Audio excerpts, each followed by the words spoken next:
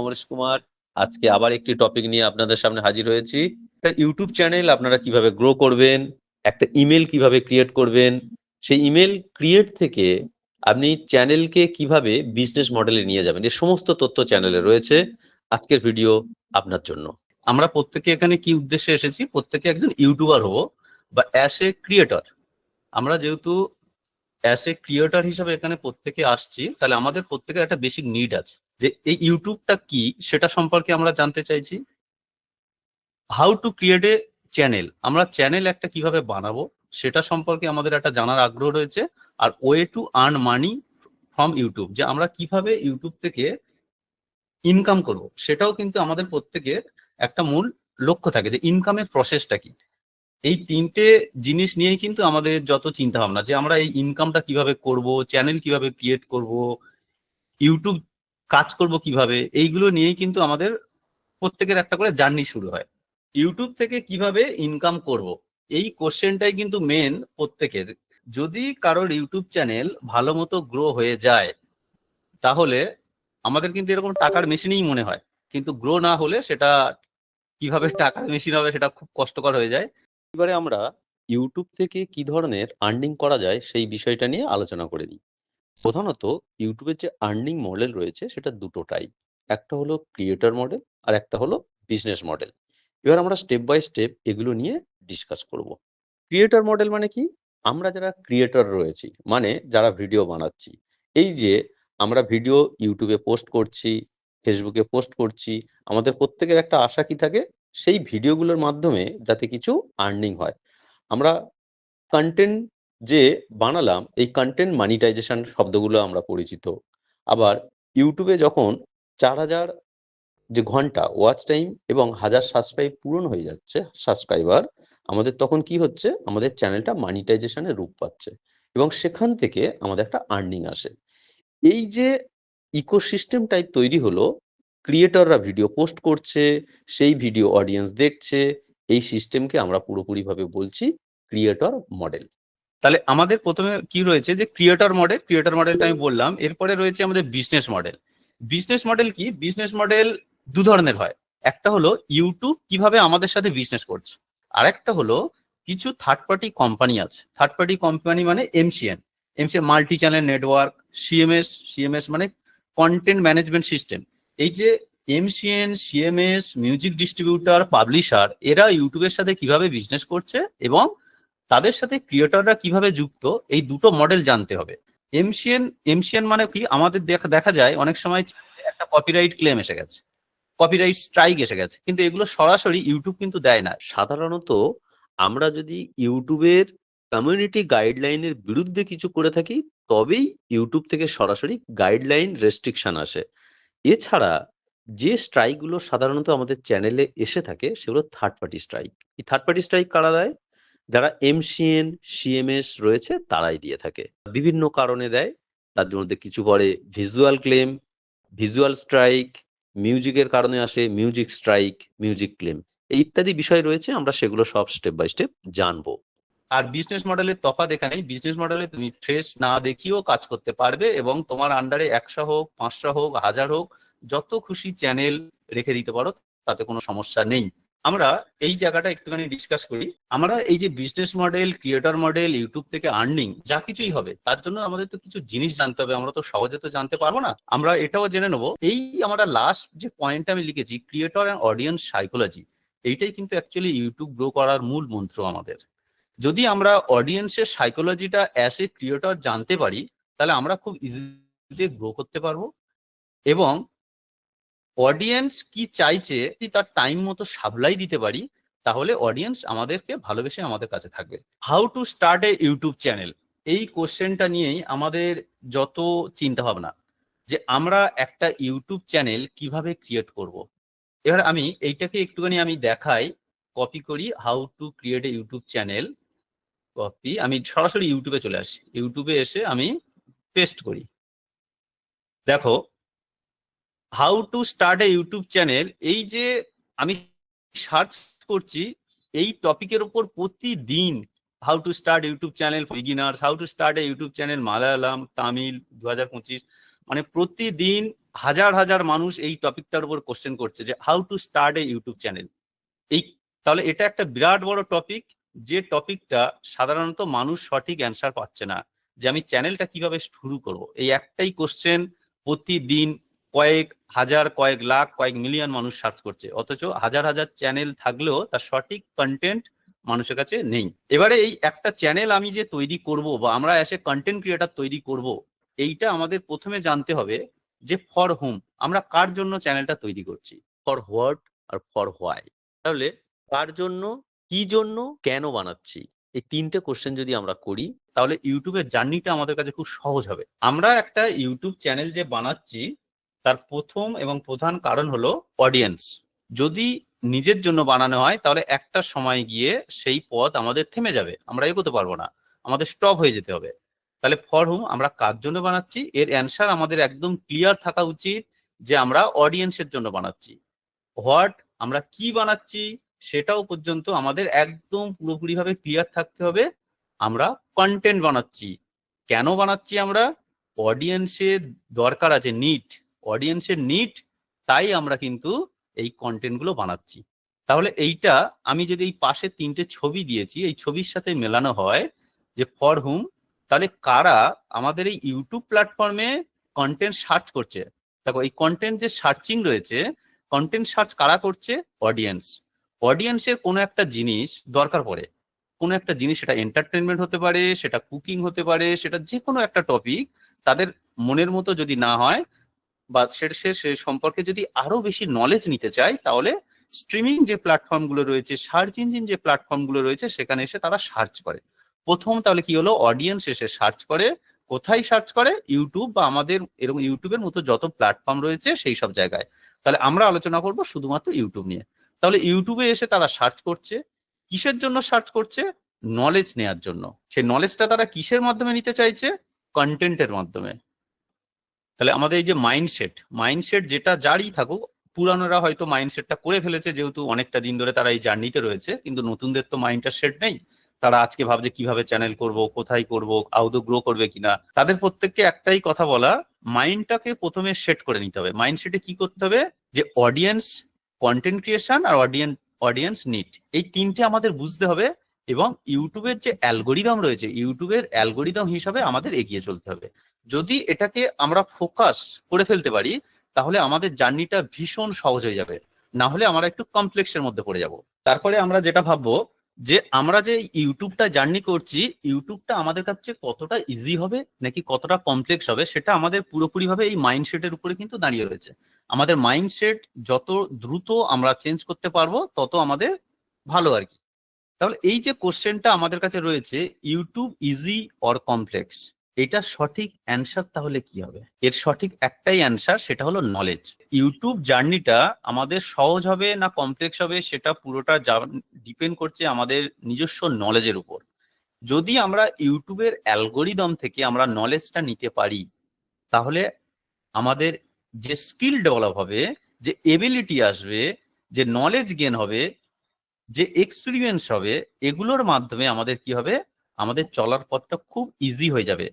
না হলে একটা মানুষ, একদম বাস্তব উদাহরণ হলো, কোনো একজন মানুষ মাঠে গিয়ে ধরো মাটি কাটে, প্রচুর ঘাম জড়িয়ে ফেলে, তার মানে এই নয় যে প্রচুর পরিশ্রম করে যে মানে প্রচুর টাকা কামাচ্ছে, এটা একদমই কিন্তু নয়। তাহলে আমাদের প্রচুর হার্ড ওয়ার্কিং করে নয়, স্মার্ট ওয়ার্ক এবং নলেজ অর্জন করে একটা লার্নিং সিস্টেমের মধ্যে গিয়ে আমাদের এই ইনকামটা করতে হবে। ইনকামটা তখনই হবে যখন আমাদের কাছে নলেজ থাকবে এবং থিঙ্কিং পাওয়ার থাকবে। কোনো একটা জিনিস নিয়ে আমাদের যেহেতু এটা কন্টেন্ট ক্রিয়েশন ক্লাস, মানে আমরা কন্টেন্ট কিভাবে বানাবো, তাহলে আমাদের কিন্তু রীতিমতো একটা জায়গায় বসে কন্টেন্ট নিয়ে ভাবতে হবে, কন্টেন্ট নিয়ে চিন্তা ভাবনা করতে হবে। সেটা যখন আমরা সাকসেস হবো তাহলে আমাদের ধীরে ধীরে ভাবতে হবে যে আমাদের এবিলিটি গেন হচ্ছে, আমাদের এই এবিলিটিটাকে আমরা কাজে লাগাবো। একদম ইউটিউব জার্নি খুব সিম্পল, খুব ইজি, যদি আমরা শুধুমাত্র নলেজ গেইন করতে পারি। পুরো ইউটিউব সিস্টেম, ইকো সিস্টেমটা তৈরি রয়েছে পুরো নলেজের উপর। যে যত তাড়াতাড়ি নলেজ তৈরি করতে পারবে সে তত তাড়াতাড়ি এগোতে পারবে। এরপরে আমরা আসবো যে অ্যাজ এ ইউটিউবার আমরা কি সিস্টেমে কাজ করব, ইউটিউব বিজনেস নাকি ইউটিউবের অ্যালগোরিদম জেনে অ্যাজ এ ক্রিয়েটর কাজ করব। এই সকল প্ল্যাটফর্ম যে একটা সময় এসেছে আবার মার্কেট থেকে হারিয়ে গেছে, তার কারণ ওরা এসেছে, আমরা এমন ইউটিউবের মতো একটা প্ল্যাটফর্ম পাইনি যে প্ল্যাটফর্মে একটা জায়গায় একটা সিস্টেমেটিক অ্যালগোরিদম মেনটেন করে চলে। একমাত্র ওয়ার্ল্ডের ভিডিও স্ট্রিমিং প্ল্যাটফর্ম যেখানে একটা সিস্টেমেটিক অ্যালগোরিদমে পুরো প্রসেসটা কন্টিনিউ চলে। তাহলে কি বাকি প্ল্যাটফর্মের সাথে আমাদের প্ল্যাটফর্মের যে ইউটিউবে যেহেতু আমরা কাজ করব, ইউটিউবের সাথে বাকি প্ল্যাটফর্মের মেন ডিফারেন্সটা আমি ভালো করে একদম বলে দিচ্ছি। বাকি সমস্ত প্ল্যাটফর্ম যত রয়েছে সবাই একটা ট্রেন্ড ফলো করে। যখন কোনো একটা ট্রেন্ড আসে সেই ট্রেন্ডে গা ভাসিয়ে দেয়, যে এখন শর্টস এসেছে তো শর্টস এর মধ্যে এই রিলটা এসেছে তো এই রিলটা বানাতে হবে। আমরা কখনো অন্য কোনো প্ল্যাটফর্মে, সে টিকটক হোক বা ফেসবুক হোক বা অন্য যে কোনো প্ল্যাটফর্ম হোক, যে পুরানো ভিডিও কখনো সাজেস্ট করতে দেখি না। যে পুরানো ভিডিও সাজেস্ট করে দিয়েছি, বিরাট পরিমাণে ভিউ হয়েছে, সেই জিনিসটা কিন্তু খুব কম। ফেসবুকে তাও অল্প একটু হয়, আর অন্য কোনো ইউটিউব ছাড়া অন্য কোনো প্ল্যাটফর্মে তাহলে পুরানো ভিডিওর সাজেশনে আমাদের একদমই আসে না। একমাত্র ইউটিউব আছে যে আমরা যদি একবার মাত্র পোস্ট করি তার লং টাইম ধরে সেই কন্টেন্টটা একটু একটু একটু একটু করে গ্রো হতে থাকে। তার কারণ হলো, আমি মিস্টার বিস্টকে দিয়ে এক্সাম্পল দেবো। মিস্টার বিস্ট কিন্তু ইউটিউব যখন চালু হয় সে একদম শুরুতেই ছিল, তারপরে প্রথমেই কিন্তু কন্টেন্ট কোনো গ্রো হয়নি। ধীরে ধীরে 14-15 সালের দিকে 2014-2015 এই সময় ইউটিউব থেকে মিস্টার বিস্ট ওঠা শুরু হয়ে যায়। তাহলে দেখতে হবে আমাদের ভিডিও যদি পুরানো হয়, হঠাৎ করে সেই টপিকের ওপর যদি সাজেস্ট এসে যায় বা ব্রাউজ ফিচারে পড়ে যায়, তাহলে ইউটিউব কিন্তু সেই কন্টেন্টটাকে গ্রো করানো শুরু করে দেয়। আর যখন সেই কন্টেন্টটা গ্রো হওয়া শুরু হয়ে গেল, তখন আমরা সেখান থেকেও ইনকাম করতে পারি। তাহলে আমরা অন টাইম পোস্ট করলাম, লাইফ টাইম তার ভ্যালু পেলাম। একমাত্র প্ল্যাটফর্ম যেখানে আমরা অন টাইম পোস্ট করছি, লাইফ টাইম তার ভ্যালু পাচ্ছি, ওল্ড ভিডিও সাজেশনে চলে আসছে, লং টাইম ধরে আমরা মানি গেন করতে পারছি।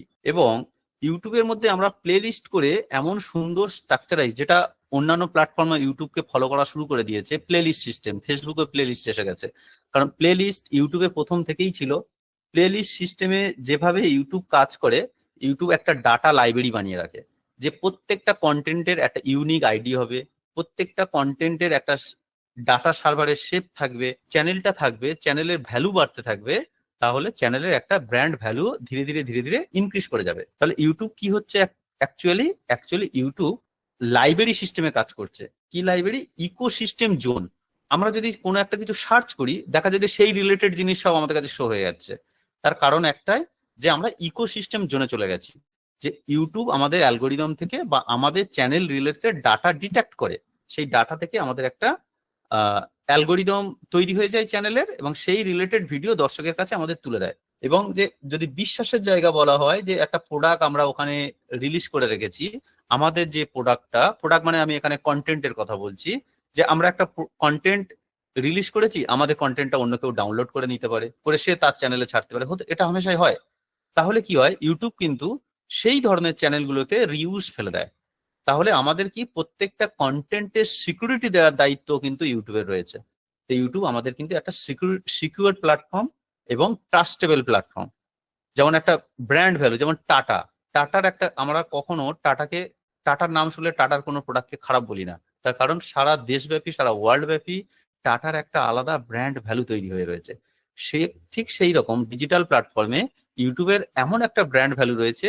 ইউটিউব প্রত্যেকটা চ্যানেল, প্রত্যেকটা, সে ছোট হোক বড় হোক, প্রত্যেককে সমান চোখে দেখে এবং প্রত্যেকের কাছে একটা নিজস্ব ব্র্যান্ড ট্রাস্ট তৈরি করেছে।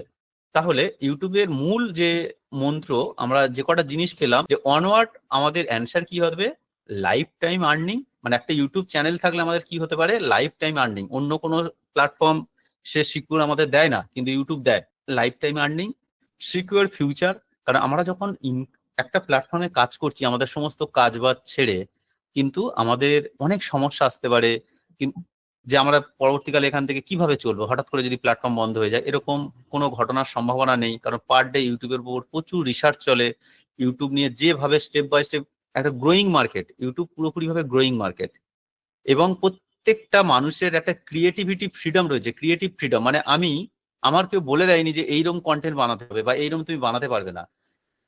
যার যেটাই ট্যালেন্ট রয়েছে সে সেটার উপরেই বানাতে পারবে। তাহলে প্রত্যেকটা মানুষের একটা ক্রিয়েটিভ ফ্রিডম রয়েছে এবং কি রয়েছে, স্টেবিলিটি। প্রত্যেকটা কাজের আমাদের নিজেদের যে একটা ফ্রিডম, স্টেবিলিটি, সিকিউর ফিউচার এবং লাইফ টাইম ইনকাম, এইটার উপর বেস করে আমাদের পুরো ইউটিউবটা চলছে। এবং আমাদের কাছে যেহেতু একটা ট্রাস্ট তৈরি করে ফেলেছে ইউটিউব, সুতরাং আমরা এই প্ল্যাটফর্ম ছেড়ে অন্য প্ল্যাটফর্মের কথা ভাবতেও পারি না। প্রথমে একটা ইমেল ক্রিয়েট করব, ওই ইমেলটা দিয়ে আমরা কোনো রকম কোনো চ্যানেল ক্রিয়েট করব না।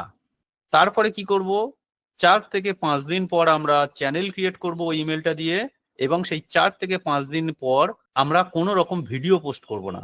আমরা ভিডিও পোস্ট করছি কবে, প্রায় 10 নম্বর দিনে। একটা ইমেল ক্রিয়েটের প্রায় 10 নম্বর 9 থেকে 10 নম্বর দিনে গিয়ে আমরা চ্যানেলে ভিডিও পোস্ট করছি।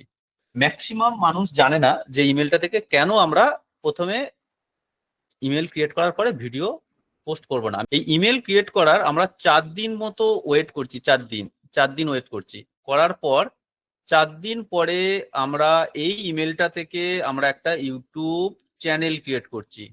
এই স্টেপগুলো কিন্তু মানতে হবে। ঠিক চ্যানেল ক্রিয়েট করার 4 দিন মতো আমরা ওয়েট করছি, 4 থেকে 5 দিন আমরা প্রথম ভিডিও পোস্ট চ্যানেলে করছি।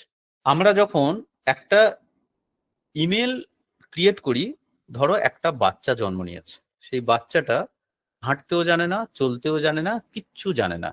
তাহলে সে যখন পৃথিবীতে জন্ম নেয় তখন তার একমাত্র আশা ভরসা হলো তার বাবা মা।